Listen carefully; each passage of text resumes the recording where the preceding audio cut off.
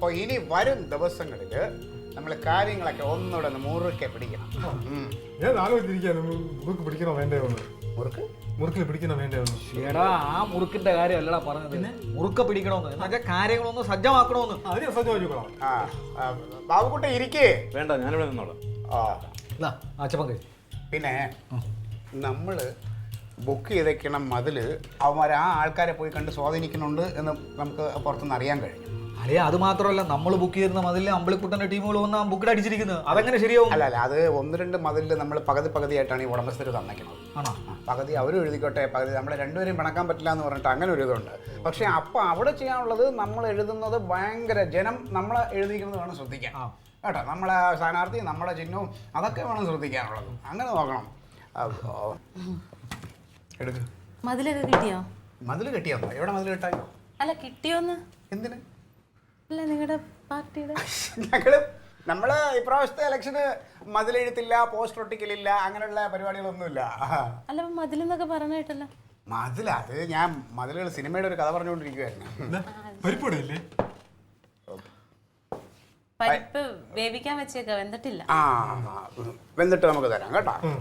പിന്നെ ഇപ്പൊ ഞാൻ ചുവരെഴുത്തില്ല, മതിലില്ല, ഒന്നുമില്ല എന്നൊക്കെ അവളോട് പറഞ്ഞത് എന്താണെന്ന് അറിയാമോ?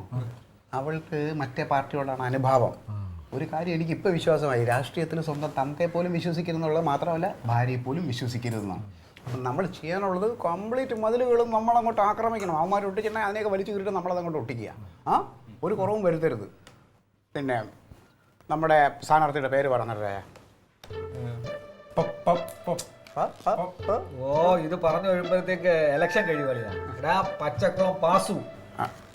പച്ചക്കുളം പാസുവാ? ഇത് ഏത് സ്ഥാനാർത്ഥിയുടെ പേര് പറഞ്ഞത്? നമ്മുടെ സ്ഥാനാർത്ഥി പച്ചക്കുളം പാച്ചുപിള്ള. പാച്ചുപിള്ള. നടരാജ, നമ്മുടെ അടയാളം ഏതാണെന്നൊന്ന് പറഞ്ഞേ. പരിപ്പുവട. അയ്യോ പരിപ്പുവട അല്ലടാ, പപ്പടം. അരണയാണടാ പൊട്ട. ഓ എന്റെ കർത്താവേ, എടാ അരണ അല്ലടാ കഴുതേ, ഓന്ത്. രണ്ടും കണ്ട ഒരുപോലെ ഇരിക്കും. ഇവിടെ രണ്ടും കണ്ട ഒരുപോലെ ഇരിക്കുമെങ്കിലും നമ്മൾ എഴുതുമ്പം രണ്ടിനും 2 അക്ഷരങ്ങളാണ്. അരണ, ഓന്ത്. എനിക്ക് അറിഞ്ഞൂടെ ഇവനൊക്കെ ഏത് പാർട്ടിക്ക് വോട്ട് ചെയ്യുമെന്നോ. നീയൊക്കെ ചിഹ്നവും അതെങ്കിലും ശ്രദ്ധിക്കുന്നതാണ് വിചാരിച്ചപ്പോൾ അതുപോലും ബോധമില്ലാത്ത നിന്നെയൊക്കെ കൊണ്ട് പാർട്ടി പ്രവർത്തിക്കാൻ. അപ്പോൾ ഇന്ന് മുതൽ നമ്മുടെ പ്രവർത്തനങ്ങൾ ഊർജിതമാക്കണം. മതിലെന്ന് പറയുന്ന ഒരു സംഭവം നമുക്ക് വേണ്ട. അതുകൊണ്ട് മതിൽ നമ്മൾ തിരിഞ്ഞു നോക്കണ്ട. പിന്നെ മൈദാമാവ് നമ്മൾ വാങ്ങിക്കുകയും ചെയ്യേണ്ട ആവശ്യം വരുന്നില്ല. ഇപ്പോൾ നമുക്ക് ഒട്ടിക്കണമില്ലല്ലോ. അപ്പോൾ നമ്മൾ ഇനി എന്തെങ്കിലും വേണോ? ഒന്നും വേണ്ട, എല്ലാം ഞാൻ ചമ്മന്തിയുടെ അടുത്ത് വിട്ടുതരാം.